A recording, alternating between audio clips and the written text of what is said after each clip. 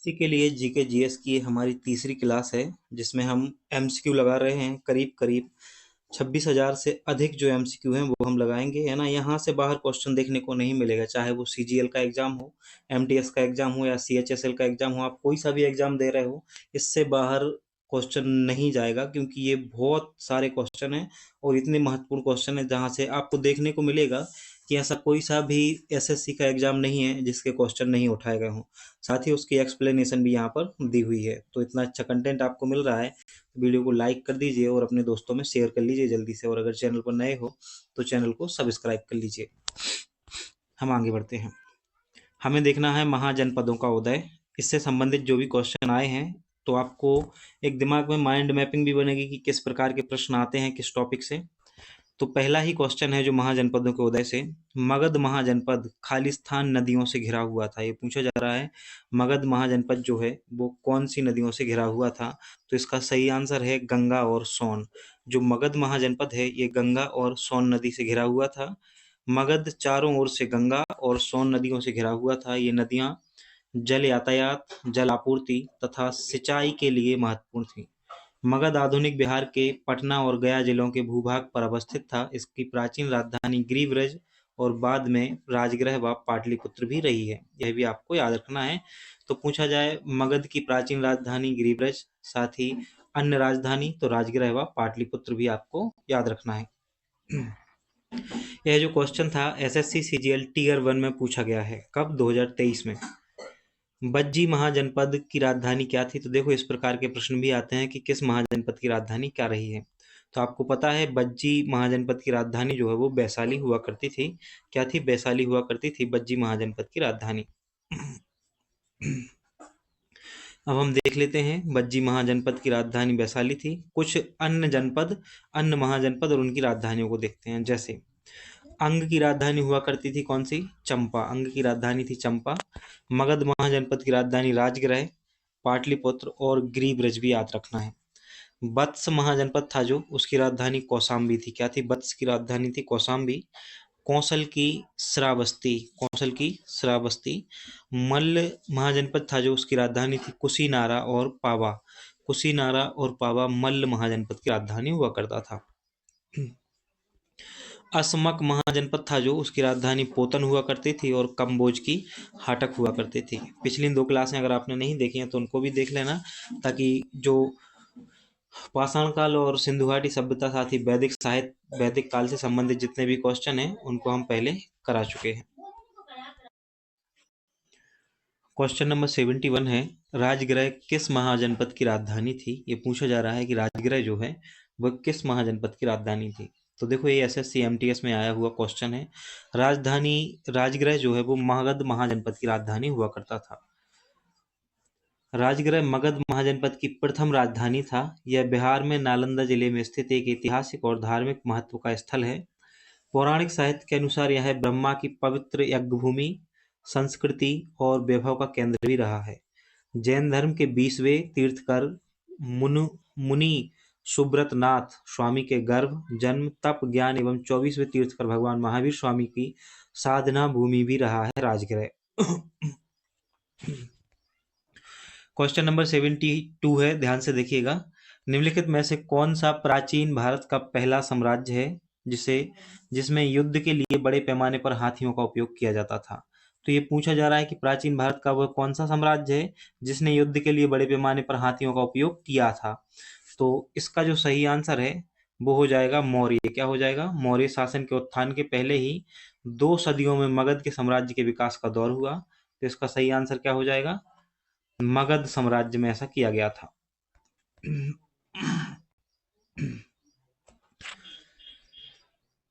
मगध में बिंबिसार, अजातशत्रु और महापद्मनंद जैसे महत्वाकांक्षी शासकों ने लगातार इसके विस्तार से इसे मजबूत किया। मगध के निकट लोहे भंडारों की उपस्थिति के कारण मगध की भौगोलिक स्थिति लोह युग में उपयुक्त थी। साक्ष्य यह साबित करते हैं कि वैदिक काल के बाद मगध भारत का पहला साम्राज्य है जिसने युद्ध के लिए बड़े पैमाने पर हाथियों का क्या किया? उपयोग किया था। तो ये मगध ऐसा पहला साम्राज्य है। क्वेश्चन नंबर 73 है, भगवान गौतम बुद्ध के जीवन काल के दौरान 7वीं और 6ठी शताब्दी ईसा पूर्व में कितनी महान शक्तियां अस्तित्व में थीं, ये पूछा जा रहा है कि कौन कौन सी और कितनी महान शक्तियां, कौन कौन सी नहीं, सिर्फ कितनी, है ना। तो आपको बताना है किसके समय का है क्वेश्चन, भगवान गौतम बुद्ध के समय का है। उस समय जो है वो 13 महान शक्तियां यानी कि महाजनपद, 13 महाजनपद हुआ करते थे उस समय। गौतम बुद्ध का जन्म जो है, यहाँ से आपको याद रखनी है चीजें। गौतम बुद्ध का जन्म 563 ईसा पूर्व में हुआ था। कहाँ पर? कपिल वस्तु के लुम्बिनी नामक ग्राम में। तो पूछा जाए गौतम बुद्ध का जन्म कहाँ हुआ, तो आप सही आंसर करेंगे कपिल वस्तु के लुम्बिनी ग्राम में। गौतम बुद्ध के जीवन काल के दौरान 6ठी एवं 7वीं शताब्दी ईसा पूर्व में भारत में 16 महान महाशक्तियों अस्तित्व में थी। तो अभी हमने कितना बताया, 13 बता दिया क्या आपको? हाँ सॉरी 16 महाजनपद थे। कितने थे? 16 महाजनपद हुआ करते थे, माफ कीजिएगा। कौन कौन से थे और उनकी राजधानी एक बार हम दोबारा से देख लेते हैं।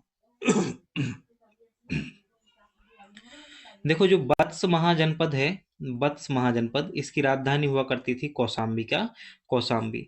और जो काशी महाजनपद था, इसकी राजधानी हुआ करती थी वाराणसी। अंग महाजनपद की राजधानी चंपा हुआ करती थी। और मगध महाजनपद की राजधानी थी गिरिव्रज राजगृह। कौन सी? गिरिव्रज राजगृह। बाद में पाटलिपुत्र को भी राजधानी बनाया गया था। बज्जी महाजनपद की राजधानी थी वैशाली, मिथिला और विदेह। ये तीनों ही बज्जी महाजनपद की राजधानी हुआ करती थी।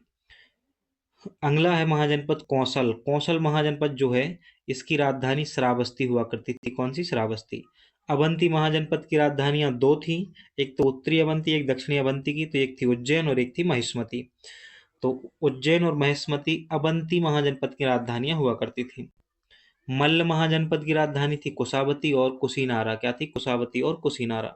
पांचाल महाजनपद की राजधानी थी अहिछत्र और कपिलय। क्या थी? अहिछत्र और कपिलय।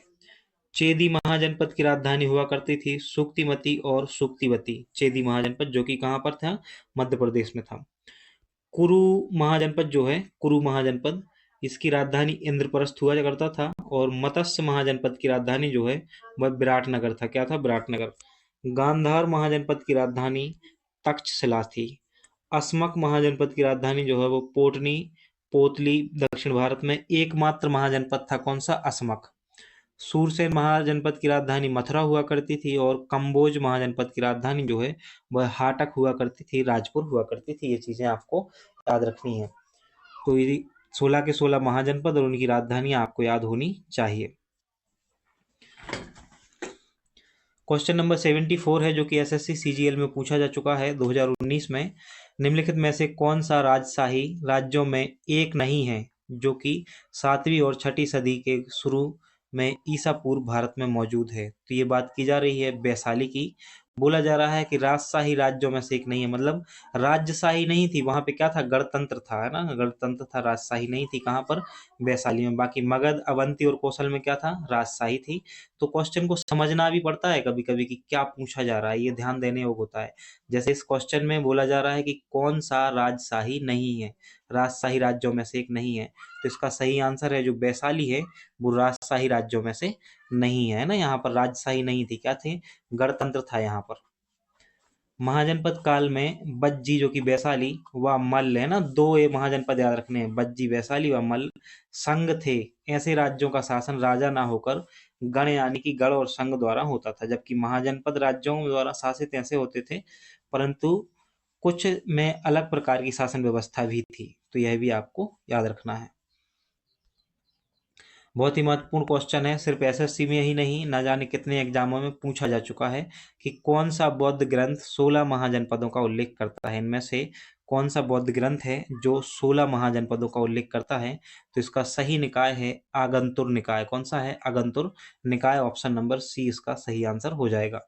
कौन सा बौद्ध ग्रंथ है? तो आगंतुर निकाय जो है, इसमें 16 महाजनपदों का जो है वो उल्लेख मिलता है। इसके बारे में थोड़ा सा देख लेते हैं। देखो, बौद्ध ग्रंथ आगुंतर निकाय तथा जैन ग्रंथ भगवती सूत्र। तो जैन ग्रंथ भगवती सूत्र याद रखना है और बौद्ध ग्रंथ आगंतुर निकाय, इन दोनों में ही 16 महाजनपदों का उल्लेख मिलता है। जबकि जो सुत्त पिटक है उसमें बुद्ध के पूर्व जन्म की कथाएं, जातक कथाओं का वर्णन है। तो पूछा जाए, कभी क्वेश्चन बन सकता है ऐसा कि किस ग्रंथ में महात्मा बुद्ध के पूर्व जन्म की कथाएं वर्णित हैं, तो उसका सही आंसर होगा सुत्त पिटक में। बौद्ध धर्म के उपदेश संग्रहित हैं और पूर्व जन्म की कथाएं। वहीं जो विनय पिटक है, विनय पिटक में भिक्षु और भिक्षुणी थे जो बौद्ध धर्म के, उनके लिए आचार विचार नियम संग्रहित हैं। किसमें? विनय पिटक में। और अभिधम्म पिटक जो है ना, इसमें बौद्ध धर्म के दार्शनिक सिद्धांतों का वर्णन है। तो देखो क्वेश्चन किस प्रकार से बनेगा। यहाँ से आपको याद रखना है, पूछा जाए सुत्त पिटक का संबंध किससे है, तो बौद्ध के पूर्व जन्म की कथाओं से है। पूछा जाए विनय पिटक का संबंध, तो बौद्ध धर्म के भिक्षु और भिक्षुणियों के संग व दैनिक जीवन के आचार विचार नियम कानूनों से संबंधित था विनय पिटक। और अभिधम्म पिटक पूछा जाए तो आपको दार्शनिक विचार, जो बौद्ध धर्म के दार्शनिक सिद्धांत हैं, उनसे संबंधित था अभिधम्म पिटक। क्वेश्चन नंबर 76 है, प्राचीन चंपा शहर को खालिस्तान महाजनपद की राजधानी माना जाता था। अभी हमने देखा है कि चंपा किसकी राजधानी थी, चंपा शहर को अंग महाजनपद की राजधानी माना जाता था। ये एसएससी सीजीएल टियर 1 में पूछा गया प्रश्न है। प्राचीन चंपा शहर को अंग महाजनपद की राजधानी माना जाता था। अब इसी के साथ हमारा जो है महाजनपद वाला चैप्टर होता है समाप्त। इसके बाद अब देखना है हमें मगध का उत्कर्ष, है ना, मगध से संबंधित जितने भी क्वेश्चन होंगे उनको हम यहाँ से देखने वाले हैं। मगध का उत्कर्ष टॉपिक का जो पहला प्रश्न है, मौर्य वंश ने निम्न में से किस राजवंश के बाद मगध पर शासन किया है। तो मौर्य वंश ने निम्न में से किस राजवंश के बाद की बात की जा रही है। कहने का मतलब ये है कि सीधे से ये पूछा जा रहा है कि मौर्य वंश की स्थापना होने से पहले वहां पर कौन सा वंश जो है वो शासन कर रहा था। तो आप जानते हो कि घनानंद के शासन का अंत करके ही मौर्य वंश की शुरुआत हुई थी। तो इसका सही आंसर जो होगा नंद वंश। क्या है? नंद वंश इसका सही आंसर होगा। नंद वंश का जो अंतिम शासक घनानंद था, यह सिकंदर का समकालीन था और चाणक्य की मदद से चंद्रगुप्त मौर्य ने इसे युद्ध में पराजित किया और मगध पर एक नए राजवंश मौर्य वंश की शुरुआत हुई। चंद्रगुप्त मौर्य मगध की राजगद्दी पर 322 ईसा पूर्व में बैठा था। चंद्रगुप्त मौर्य ने 305 ईसा पूर्व में सेल्यूकस निकेटर को पराजित किया और चंद्रगुप्त मौर्य भी जो है जैन धर्म का अनुयायी था। तो यह भी पूछा जा सकता है कि किस धर्म का अनुयायी था। देखो मगध पर जो जो वंश शासन कर रहे थे मौर्य वंश तक, वो देखो तो सबसे पहले हर्यक वंश आया, है ना। हर्यक वंश 544 ईसा पूर्व से 412 ईसा पूर्व तक। और जो ईसा पूर्व का समय रहता है ना, बीसी का, ये रिवर्स ऑर्डर में चलता है। कैसे चलता है? रिवर्स ऑर्डर में चलता है। हर्यक वंश के बाद शिशुनाग वंश आया। शिशुनाग वंश और 412 ईसा पूर्व से 344 ईसा पूर्व तक इसने शासन किया था। 412 ईसा पूर्व से 344 ईसा पूर्व तक जो है वो शिशुनाग वंश ने शासन किया है। फिर आया नंद वंश और नंद वंश ने 344 ईसा पूर्व से 324 ईसा पूर्व तक शासन किया। फिर आया मौर्य वंश जिसने 322 ईसा पूर्व से 184 ईसा पूर्व तक शासन किया है। एक लंबा समय यहाँ पर बिताया। बिंबिसार किस वंश के शासक थे? पूछा जा रहा है कि बिंबिसार जो है वो किस वंश का शासक था। तो आपको पता है बिंबिसार हर्यक वंश का शासक था। किस वंश का? हर्यक वंश का राजा हुआ करता था बिंबिसार। बिंबिसार ने मगध में हर्यक वंश की स्थापना की। तो पूछा जाए कि हर्यक वंश का संस्थापक कौन है? हर्यक वंश का संस्थापक भी कौन है? बिंबिसार है। उसने अंग राज्य को जीतकर अपने साम्राज्य में लाया था। तो यह भी क्वेश्चन बन सकता है कि किस राजा ने या किस शासक ने मगध में अंग को मिलाया था। तो ये सही आंसर होगा बिंबिसार ने। किस वंश का है? हर्यक वंश का है। पुराणों के अनुसार बिंबिसार को श्रेणिक कहा गया है। तो पुराणों के अनुसार इसे श्रेणिक कहा गया है। बिंबिसार ने मगध के यश और सम्मान को वैवाहिक संधियों और विजयों के माध्यम से काफी बढ़ाया। उसकी एक रानी कौशल के राजा प्रसन्नजीत की बहन भी थी, है ना। तो एक रानी कौन थी? कौशल के राजा प्रसन्नजीत की बहन थी, बिंबिसार की पत्नी। मौर्य राजवंश। मौर्य राजवंश जो है प्राचीन भारत का एक शक्तिशाली एवं महान राजवंश हुआ है। इसने 137 वर्ष तक जो है वो भारत में राज्य किया। इसकी स्थापना का श्रेय चंद्रगुप्त मौर्य और उसके मंत्री कौटिल्य को जाता है। शुंग वंश। शुंग वंश प्राचीन भारत का एक शासकीय वंश था जिसने मौर्य वंश के बाद शासन किया है। तो मौर्य वंश के बाद मगध पर कौन आया? शुंग वंश आया। और फिर नहीं, नंद वंश तो पहला है ना, उससे पहले का है। प्राचीन भारत का एक राजवंश था जिसने 5वीं 4वीं शताब्दी ईसा पूर्व में उत्तरी भारत के विशाल भाग पर शासन किया था, नंद वंश ने। क्वेश्चन नंबर 79 है, प्रसिद्ध चिकित्सक जीवक की नियुक्ति किसके द्वारा दरबार में की गई थी? तो जो प्रसिद्ध चिकित्सक थे जीवक, ये उन पूछा जा रहा है कि ये किसके दरबार में नियुक्त थे। तो इसका सही आंसर है जीवक थे बिंबिसार के दरबार में नियुक्त। कहाँ पर? बिंबिसार के दरबार में नियुक्त थे। हर्यक वंश का संस्थापक था बिंबिसार, अभी देखा हमने, है ना। संस्थापक था। चिकित्सक जीवक मगध के सम्राट बिंबिसार के राजवैद्य थे। महात्मा बुद्ध की सेवा में बिंबिसार ने अपने राजवैद्य जीवक को भेजा था। इसके अतिरिक्त जब अवंती के राजा चंड प्रघोत पांडु रोग से ग्रस्त थे, तब बिंबिसार ने अपने राजवैद्य को भेजा था। देखो, जो अवंती के राजा थे ना, चंड प्रघोत, इन्होंने अपने यहाँ जब इनकी स्वास्थ्य बिगड़ा ना, तो जो बिंबिसार हैं हर्यक वंश के संस्थापक, इन्होंने मित्रतावत संबंधों को और भी बेहतर बनाने के लिए अपना जो राज्यवैद्य था जीवक, उसको चंड प्रघोत के दरबार में भेजा था, है ना, ताकि इनका इलाज किया जा सके। जीवक जो है वो 7 वर्ष तक तक्षशिला में चिकित्सा शास्त्र का अध्ययन किया है। जीवक राजगृह की गणिका सालवती का पुत्र था और लोकलाज के कारण उसकी माँ उसे राजगृह की गलियों में फेंक दिया था। जीवक को बिंबिसार के पुत्र अभय ने शिक्षण हेतु तक्षशिला भेजा। वह बालरूप तथा शल्य चिकित्सा का विशेषज्ञ था। उसकी फीस 16,000 कर सापण थी। ऐसा माना जाता है कि बिंबिसार का पुत्र अभय वैशाली के गणिक का आम्रपाली का पुत्र था।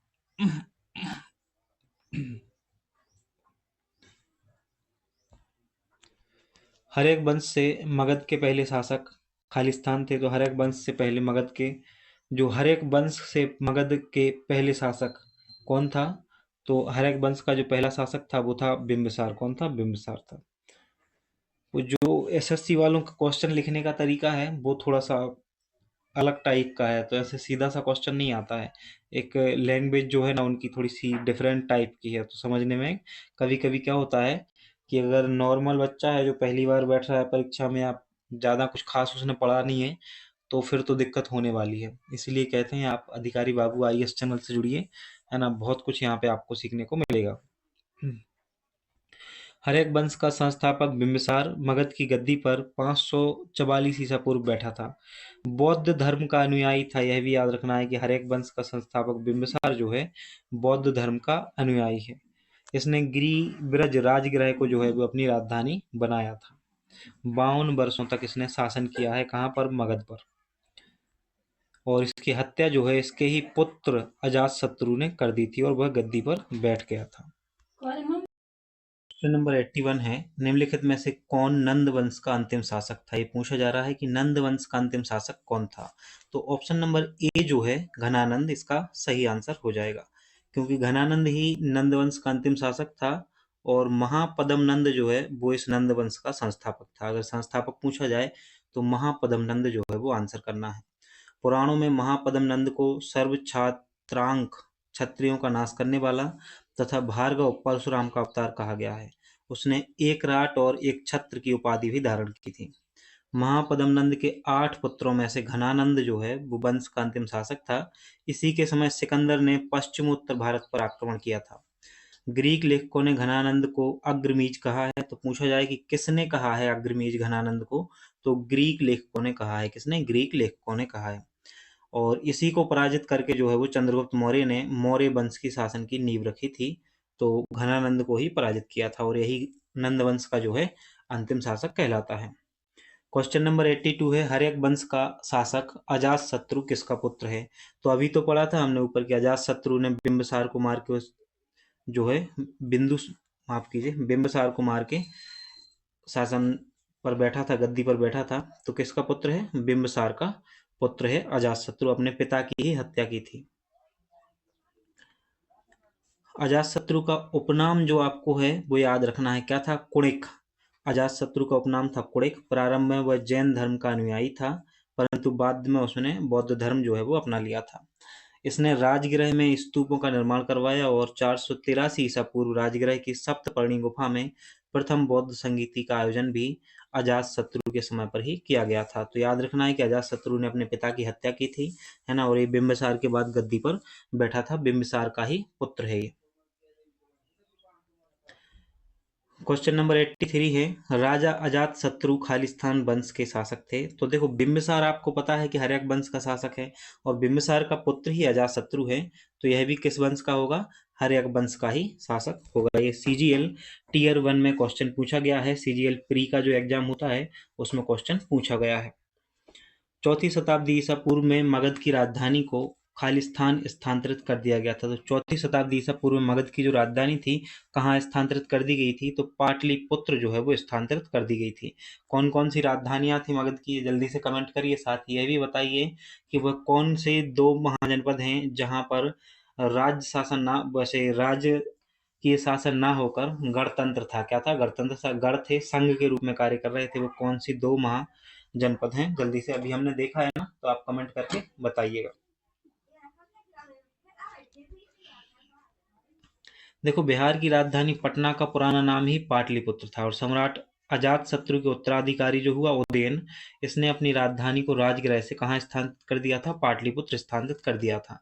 बाद में चंद्रगुप्त मौर्य ने यहाँ साम्राज्य की स्थापना की और अपनी राजधानी बनाई, किसको? पाटलिपुत्र को, जिससे पाटलिपुत्र जो है वो सत्ता का केंद्र बन गया था। फाहियान ने अपने वृत्तांत में बताया है कि उसका जीवंत वर्णन किया है, और मेगास्थनीज ने पाटलिपुत्र नगर का भी प्रथम लिखित विवरण जो है वो दिया है। तो यहाँ से इनके वृत्तांतों से जो है पाटलिपुत्र के बारे में जानकारी मिलती है। इसके बाद जो टॉपिक आ रहा है वो सबसे महत्वपूर्ण टॉपिक है हर एक एग्जाम का। यहाँ से हर एक एग्जाम में आपको जो है क्वेश्चन देखने को मिलते हैं। तो कुछ बच्चे जो हैं वो ये इस तरीके से इस वीडियो को देख रहे होंगे कि हम CGL के लिए या SSC के लिए या SSC के किसी भी एग्जाम के लिए सिर्फ है ये वीडियो, तो ऐसा बिल्कुल भी नहीं है। यहाँ से क्वेश्चन सभी एग्जामों में देखे जा सकते हैं, है ना, और देखे भी गए हैं। ये बे क्वेश्चन है, बे महत्वपूर्ण क्वेश्चन है, जो किसी भी एग्जाम में आ सकते हैं। तो हमें यहाँ से देखना है जैन धर्म, बौद्ध धर्म, भागवत धर्म और शैव धर्म। सबसे पहले हम इसमें जैन धर्म को समझेंगे। जैन धर्म से संबंधित जो जो क्वेश्चन अभी तक आए हैं उनको देखेंगे, उसके बाद फिर हम आगे बढ़ेंगे। क्वेश्चन नंबर 85 बोल रहा है कि जैनों के अंतिम तीर्थकर कौन थे? बहुत ही आसान क्वेश्चन है, सबसे सरल क्वेश्चन है कि जैनों के अंतिम तीर्थंकर कौन थे। तो वर्धमान महावीर जो हैं जैनों के 24वें तीर्थंकर हुए हैं, और ये अंतिम थे। महावीर ने 30 वर्ष की अवस्था में गृह त्याग किया, 12 वर्षों तक तपस्या करते रहे, और जंभिका ग्राम में ऋजुपल्ली का नदी के तट पर जो है वो साल वृक्ष के नीचे इन्हें क्या हुआ था? ज्ञान प्राप्ति हुई थी। साल वृक्ष के नीचे केवल ज्ञान प्राप्त की हुई, केवल ही कहा जाता है ज्ञान को। पार्श्वनाथ जैन धर्म के 23वें तीर्थंकर थे। कौन से क्रम के थे? पार्श्वनाथ। आपको बताना है कि जैन धर्म के प्रथम तीर्थंकर कौन थे, ये जल्दी से कमेंट करके बताइएगा। भगवान महावीर को मोक्ष निम्न में से किस स्थान पर प्राप्त हुआ था? इनमें से किस स्थान पर भगवान महावीर को जो है वो मोक्ष प्राप्त हुआ है, ये बोला जा रहा है। तो पावापुरी में जो है भगवान महावीर को मोक्ष प्राप्त हुआ था। जैन धर्म के वास्तविक संस्थापक और 24वें एवं अंतिम तीर्थंकर हैं महावीर स्वामी। एक चीज ये तो हम पहले क्वेश्चन में देख चुके हैं। इनका जन्म 540 से 599 ईसा पूर्व के आसपास माना जाता है। कहाँ पर हुआ था? वैशाली के कुंडग्राम में महावीर स्वामी का जन्म हुआ था। वैशाली के कुंडग्राम में, जिसे आधुनिक बसागढ़ कहते हैं। क्या कहते हैं? आधुनिक बसागढ़ कहते हैं। 12 वर्ष की कठिन तपस्या के बाद जो है महावीर को अंग देश के जंभिक ग्राम में ऋजुपल्ली का नदी के तट पर जो है वो साल वृक्ष के नीचे क्या प्राप्त हुआ? ज्ञान प्राप्त हुआ, कैवल्य प्राप्त हुआ। तो आपको देखो क्या क्या याद रखना है। पहले तो याद रखना है कि जन्म कहाँ पर हुआ? कुंडग्राम में हुआ था जन्म। ज्ञान प्राप्ति के बाद जो महावीर स्वामी ने अपना पहला उपदेश दिया था वो राजगृह में बितुलाचल पहाड़ी पर। कहाँ पर? राजगृह में बितुलाचल पहाड़ी पर अपना जो है उपदेश दिया था। और आपको बताना है राजगृह जो है वो किस महाजनपद की राजधानी रहा है। महावीर की मृत्यु, मोक्ष जो है इन्हें राजगृह के निकट पावापुरी में प्राप्त हुआ। कहाँ पर? पावापुरी में। कितनी अवस्था में? 72 वर्ष की अवस्था में। ये महावीर स्वामी से संबंधित जो है तथ्य आपको याद रखने हैं। ज्ञात्रक या क्षात्रिक क्षत्रिय वंश के प्रमुख के पुत्र थे। तो इनमें से कौन हैं जो इनके पुत्र थे? ज्ञात्रक कुल के थे। तो ये तो हमने पहले ही देखा है। ज्ञात्रक कुल के कौन थे? वर्धमान महावीर थे ज्ञात्रक कुल के। SSC GD में क्वेश्चन पूछा गया है। वर्धमान महावीर जैन धर्म के 24वें और अंतिम तीर्थंकर थे। ये हम 2-3 बार अभी भी देख चुके हैं। इनके पिता का नाम सिद्धार्थ था, है ना, ये नया फैक्ट आया है जो अभी नहीं देखा था। पिता का नाम सिद्धार्थ था। बज्जी महाजनपद के अंतर्गत जो है वो ज्ञात्रक गण के यानी कि कुल के मुखिया थे, और उनकी माता जो है वो त्रिशला थी। वैशाली के लिच्छवी नरेश चेटक की बहन थी। कौन? माता त्रिशला।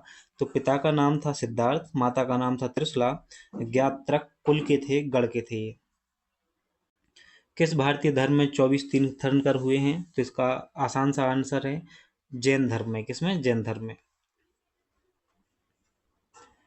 तो देखो कुछ इस तरीके से याद रखना है कि 23वें तीर्थंकर पार्श्वनाथ थे। कौन थे 23वें तीर्थंकर? पार्श्वनाथ। और 24वें थे महावीर स्वामी। ये ऐतिहासिक पुरुष माने जाते हैं। प्रथम तीर्थंकर में आपको ऋषभ देव का नाम याद रखना है। किसका? ऋषभ देव का प्रथम तीर्थंकर में याद रखना। ये प्रथम तीर्थंकर जो है ना ऋषभ देव, ये अयोध्या में इक्ष्वाकु वंश के क्षत्रिय परिवार से थे। किस वंश के? इक्ष्वाकु वंश के थे। और जो 23वें तीर्थंकर हैं पार्श्वनाथ, ये काशी के राजा अश्वसेन के पुत्र थे। किसके? 23वें तीर्थंकर पार्श्वनाथ काशी के राजा अश्वसेन के पुत्र थे। महावीर स्वामी ज्ञाताग्र कुल के थे, है ना, यह भी याद रखना है। क्वेश्चन नंबर 89 है। पहले क्वेश्चन को समझना आप ध्यान से। निम्नलिखित में से कौन सा धार्मिक समुदाय व्यवहारिक जीवन में 10 सार्वभौमिक गुणों का पालन करके आत्मशुद्धि और उत्थान के लिए प्रतिवर्ष पीयूषम पर्व मनाता है? तो इसका सही आंसर है जैन समुदाय। कौन सा है? जैन समुदाय जो है प्रतिवर्ष जो है पीयूषम पर्व मनाते हैं। किस लिए? ताकि जो सार्वभौमिक गुणों का पालन किया जा सके और व्यवहारिक जीवन में इन 10 नियमों का पालन करते हैं धार्मिक समुदाय आत्मशुद्धि के लिए। कौन कौन से हैं वो? तो इसमें आता है क्षमा, मार्दव, आर्जव, शौच, सत्य, तप, त्याग, अकिंचय और ब्रह्मचर्य गुणों का पालन करते हैं। भगवान महावीर का जन्म वर्तमान समय के किस राज्य में हुआ था? ये पूछा जा रहा है कि भगवान महावीर जो हैं वर्तमान समय के किस राज्य में इनका जन्म हुआ था? तो बिहार में जन्म हुआ था। कहाँ पर? बिहार में। अच्छा जल्दी से बताइए कि किस जगह पर हुआ था जन्म, है ना, और इनके पिता का नाम क्या था, माता का नाम क्या था, और इन्होंने कितने वर्ष बाद जो है ज्ञान की प्राप्ति हुई थी, कितने वर्ष की तपस्या के बाद? कमेंट करके ये सब चीज़ें आप बताओगे। महावीर स्वामी का जो जन्म है कुंडग्राम बिहार में हुआ था। वैशाली के निकट कुंडग्राम बिहार में हुआ था। इनकी माता का नाम त्रिशला था, पत्नी का नाम यशोदा था, और 30 वर्ष की अवस्था में इन्होंने गृह त्याग किया। 12 वर्ष कठोर तपस्या की। जंभिका ग्राम के समीप ऋजुपल्लिका नदी के किनारे साल वृक्ष के नीचे इन्हें ज्ञान प्राप्ति हुई। मृत्यु जो है इनकी पावापुरी में हुई थी। और जैन धर्म के प्रथम तीर्थंकर ऋषभ देव थे। कौन थे? ऋषभ देव थे। जैन धर्म के पहले तीर्थंकर कौन थे? तो ऋषभ देव थे। अभी देखा हमने जैन धर्म के पहले तीर्थंकर कौन थे? ऋषभ देव थे। ये हम देख चुके हैं। संथारा खालिस्तान समुदाय का एक धार्मिक संस्कार है। तो ये जैन धर्म से संबंधित है। संथारा किससे? जैन धर्म से संबंधित है। संथारा ये CHSL में पूछा गया प्रश्न है। संथारा अनवर्थिकी या फिर निष्प्रतिकारम वैकुंठ संलिखना जैन समुदाय का एक धार्मिक संस्कार है। जैन धर्म में इसका अर्थ उपवास द्वारा प्राण त्याग करना होता है। संथारा संलिखना, है ना। और चंद्रगुप्त मौर्य ने इसी के द्वारा अपने प्राणों की जो है वो त्याग किया था। क्वेश्चन नंबर 93 है। प्रथम और चौथे जैन तीर्थंकर के जन्म स्थान के रूप में मान्यता प्राप्त पवित्र शहर का नाम बताइए। तो प्रथम और चौथे तीर्थंकर जो है ना, इनके जन्म के स्थान के रूप में एक शहर बसा हुआ है। कौन सा शहर है? तो उसको अयोध्या कहते हैं। क्या कहते हैं? अयोध्या कहते हैं। प्रथम जैन तीर्थंकर ऋषभदेव और चतुर्थ तीर्थंकर थे अभिनंदन नाथ। कौन थे? अभिनंदन नाथ। इनका संबंध जो है अयोध्या से रहा है। विदित है कि जैन धर्म में कुल 24 तीर्थंकर हुए हैं। 24वें एवं अंतिम महावीर स्वामी थे। ये भी आपको याद रखना है। जैन दर्शन शास्त्र के अनुसार जिन शब्द का अर्थ किसका? जिन शब्द का अर्थ क्या होता है, ये पूछा जा रहा है। जिन शब्द का अर्थ क्या होता है? तो जिन का अर्थ होता है विजेता। क्या बताया गया है जैन धर्म के अनुसार? जिन शब्द का अर्थ होता है विजेता।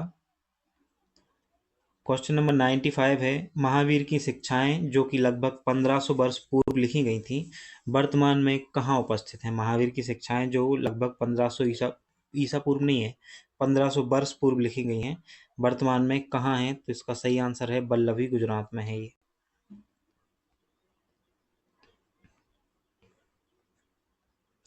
अब हमें देखना है यहाँ से बौद्ध धर्म से संबंधित क्वेश्चनों को देखते हैं।